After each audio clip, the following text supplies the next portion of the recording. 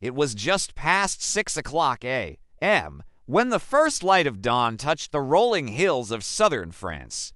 The morning mist still floated gently above the fields, and the cool air smelled of fresh grass and wet earth.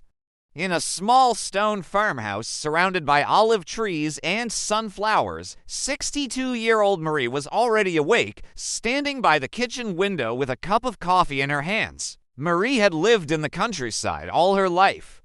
She grew up in this very village, Saint Michel, a place with fewer than 200 people. Her days were simple, but full of quiet beauty and purpose.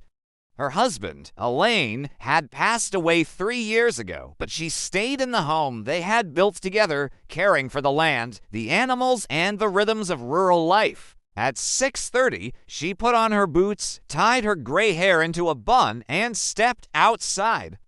The chickens were already clucking in the coop. She opened the door and smiled as they rushed out, scratching at the dirt, eager for their breakfast.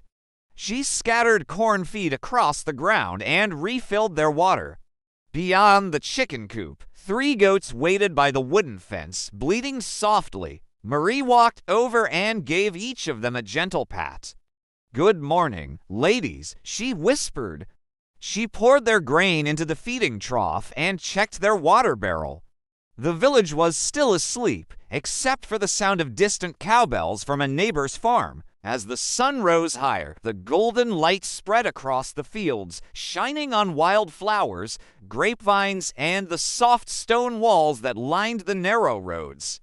It was beautiful, not in a dramatic way, but in a quiet, peaceful kind of way that city people often forget exists. At 8 a.m., Marie carried a small basket to the back garden and began harvesting vegetables, tomatoes, cucumbers, herbs, and 2 small zucchinis.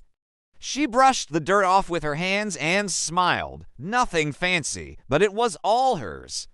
Around 9 o'clock, her neighbor Jacques stopped by, as he often did on Wednesdays, bringing fresh milk and cheese from his cows. They chatted over coffee at her garden table, under the shade of a fig tree. "You know," Jacques said, "my grandson is coming from Paris next week. He wants to experience," Marie laughed. "He'll either love it or run back to Wi-Fi in an hour." That was the thing about rural Bayam-in-the-A. Before sunset, Marie walked down the dirt path to the village market, which only opened twice a week. She bought honey from an old beekeeper, chatted with the baker about tomorrow's bread, and exchanged a jar of homemade jam for some apples. Everyone knew everyone here. There was no need for money most days, only kindness and fairness.